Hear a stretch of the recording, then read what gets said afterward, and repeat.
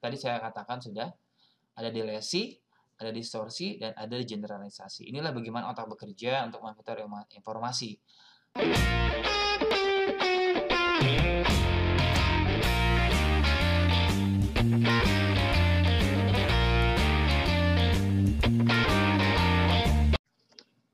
Hai semuanya, bertemu lagi dengan saya, Yusila Setianto, masih di vlogging series tentang NLP, Neuro Linguistic Programming.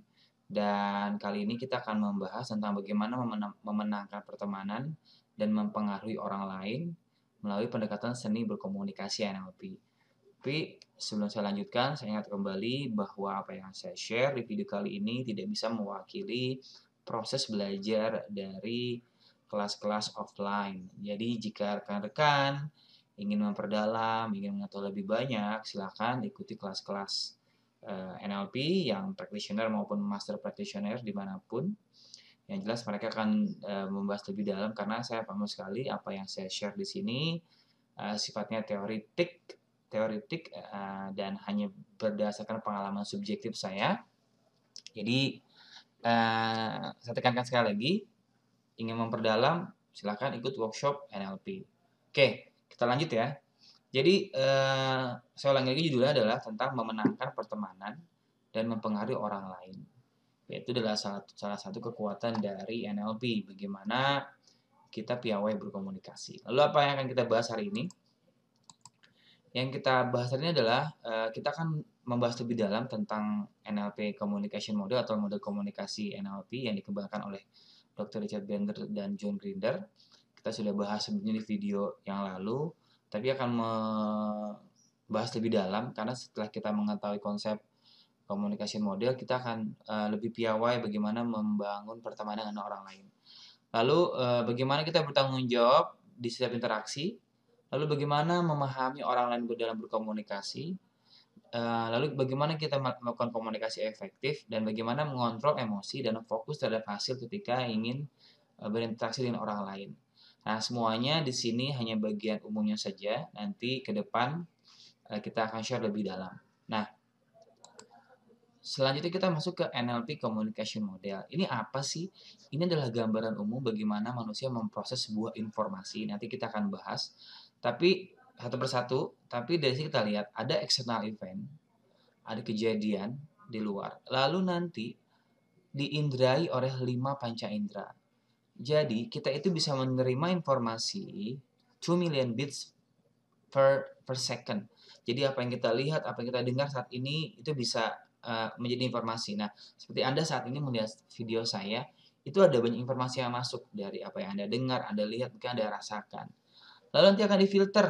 Kita sudah bahas ini, akan difilter, yaitu kita akan mengeneralisasi sebuah ide, atau merubahnya, atau menghapus informasi yang nggak penting. Nah, ini adalah satu namanya chunking dipotong. Ada seorang profesor, nanti saya akan bahas lagi.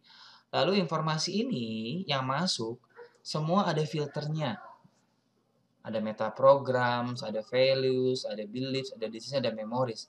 Ini adalah informasi yang memilah-milah cocok atau tidak. Jika tidak ada dari sudut pandang NLP, itu berbahaya. Saya sudah sampaikan di video sebelumnya, kita akan jadi pribadi yang gampang menerima informasi. Lalu bagaimana sih? Kita akan bahas nanti ya, tapi kita akan bahas di filtersnya dulu. Nah, lalu bagaimana sih proses komunikasi yang dikembangkan oleh Dr. Richard Bandler sama John Grinder? Jadi dia mengatakan, proses komunikasi itu dia dari perilaku. Makanya ada satu presuposisi NLP yang mengatakan bahwa makna dari komunikasi adalah respon yang diberikan orang lain. Jadi bagaimana orang lain berperilaku sama kita, itu karena perilaku kita. Jadi kita memberikan perlakuan kepada orang lain. Lalu diterima oleh pikirannya. Nanti yang keluar adalah bagaimana seperti kita berperilaku terhadap orang tersebut. Inilah konsep interaksi yang ditawarkan oleh NLP. Kalau perilaku kita bagus sama orang lain, diproses oleh pikirannya, diterima oleh keyakinannya, diterima oleh programnya, disetujui oleh pengalaman-pengalamannya dan cara memutuskannya, otomatis perilakunya juga sama. Ini adalah konsep membangun keakraban. Jadi, memenangkan pertemanan salah satunya adalah bagaimana kita membangun keakraban dan memahami orang lain. Kalau rekan-rekan pernah mendengar Stephen Covey pernah mengatakan seek first to understand. Jadi pahami dulu orang itu bicara apa, lalu berikan perlakuan. Ketika perlakuan kita positif atau ada cara-cara yang elegan, otomatis perilaku yang kembali akan sama. Jadi kata Ginter adalah setiap respon yang diberikan oleh orang lain terhadap kita itu adalah bagian dari bagaimana cara kita berkomunikasi.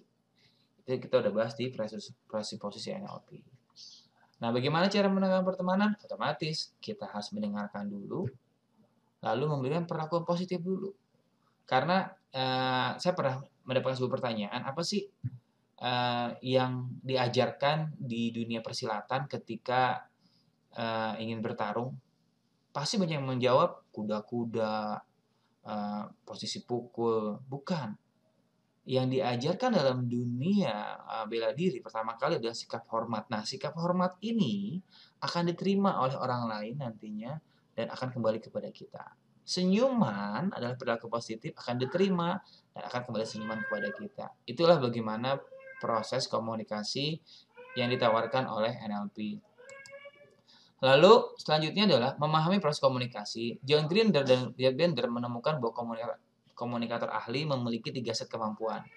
Yang pertama, mengetahui hasil akhir yang ingin dicapai. Jadi ketika kita ngomong sama orang lain, kita tahu kita mau ngomongin apa nih, ada outcome. Yang kedua, kita peka terhadap lawan bicara, gerakan tubuhnya, gerakan matanya, intonasi katanya, gerakan-gerakan halusnya, mikromuscle-nya. Kalau kita peka terhadap lawan bicara, otomatis kita juga bisa menyesuaikan diri bagaimana kita berkomunikasi dengan mereka. Yang ketiga adalah fleksibel. Fleksibel ketika ingin melakukan persuasif. Jadi jangan buru-buru. Ada orang yang nggak bisa diburu-buru tapi pelan-pelan. Ada time, ada matriks waktu bagaimana kita yang melakukan persuasif sama orang. Atau ingin dalam dunia selling, ada persuasifnya dulu, edukasi dulu. Sama ketika kita ingin bicara sama orang lain, pahami dulu. Lalu kalau kita punya tujuan, jangan langsung masuk, pelan-pelan. Nah, dari 3 kemampuan ini, kata Bender sama Grinder, ini adalah kemampuan komunikatif yang bisa membuat Anda dapat mendapatkan pertemanan dengan cepat. Punya outcome, peka, dan fleksibel. Nah, kita masuk ke tadi NLP Communication Model. Ada konsep tadi bagaimana proses pencacahan informasi. Jadi kata Profesor George Miller ada konsep plus or minus 2. Jadi ketika ada informasi masuk ke dalam pikiran kita, cek itu ada filter. Nah, nanti yang masuk itu dari 5 itu ada tambah 2 atau minus. Jadi seperti sekarang nih, Anda melihat saya menyampaikan video informasi di YouTube, tidak semuanya masuk. Ada yang Anda generalisasi, aku udah tahu ini. Ada yang Anda hapus karena nggak penting, atau ada yang merubah maknanya. Jadi ini adalah bagaimana otak bekerja memproses informasi.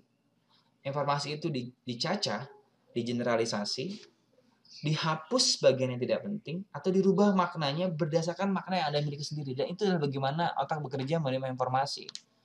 Jadi pahami saja jika Anda ngomong sama orang lain dan nggak semuanya masuk, berarti kita perlu menyesuaikan dengan gaya belajar orang itu. Makanya di hipnosis kita mengenal istilah modalitas. Jadi kalau ngomong, dengarkan ya, coba lihat, coba rasakan. Itu sangat berpengaruh. Karena ada proses internalisasi dalam pikirannya ketika memproses informasi. Nah, maksudnya apa? Lagi-lagi, contoh sederhana adalah ketika saya menyampaikan informasi ini kepada Anda, tidak semuanya Anda terima. Oke, Anda akan menghapusnya, akan merubahnya, atau menyetujuinya. Nah, konsep itu terdapat 3 hal tadi saya katakan sudah. Ada delesi, ada distorsi, dan ada generalisasi. Inilah bagaimana otak bekerja untuk memfilter informasi. Oke, itu sudah dijelaskan sebelumnya. Nah, lalu bagaimana sih memenangkan pertemanan dan mempengaruhi orang lain? Kita nanti akan bahas lebih dalam tentang metaprogram. Metaprogram adalah respon dan pola yang terprogram dari tumbuh kembang kita. Nanti ada konsep namanya internal, eksternal, aktif, proaktif, perbedaan dan persamaan. Lalu ada 5, ada 60 dibuat sama Michael Hall. Metaprogram itu bagaimana orang merespon sesuatu di luar dari dirinya. Jadi ada seorang atasan yang dia tahu karakter dari bawahannya ini adalah internal motivation. Jadi dia tahu nih dia kerja untuk apa. Jadi kalau ketemu orang-orang yang memang dalam dirinya sudah kuat motivasinya bekerja, dia tinggal oke, besok kamu aku kasih bonus ya internal. Tapi ada orang juga external motivation. Jadi motivasinya karena ada orang lain. Nah, jika seperti ini kita bisa kasih kasih yang sifatnya tekanan. Oke, kalau kamu nggak mengerjakan itu sekarang, nanti ada potongan gaji ya. Nah, meta program itu berhubungan dengan konsep bagaimana uh, mendekat dan menjauh. Jadi ada istilah namanya stick and carrot. Stick and carrot itu seseorang itu mau mendekati sebuah masalah atau menjauhi sebuah masalah. Nah, kita harus tahu nih, ada orang yang ketika ada sebuah situasi masalah dia menjauh. Nah, berarti kalau ketemu seorang ini jangan dipaksa. Atau dia mendekat. Nah, kalau dia mendekat atau fight, jangan juga terlalu kita frontal. Nah, dengan memahami meta program seseorang atau program perilaku yang dibuat ketika merespon sesuatu, kita jadi tahu bagaimana melakukan persuasif atau cara berkomunikasi dengan orang tersebut. Kita akan bahas lebih dalam nanti. Nah, meta program ini adalah salah satu rangkaian dari bagaimana NLP Communication Model. Hai, terima kasih sudah melihatnya. Berlanjut ke bagian kedua ya. Jangan lupa subscribe. Terima kasih.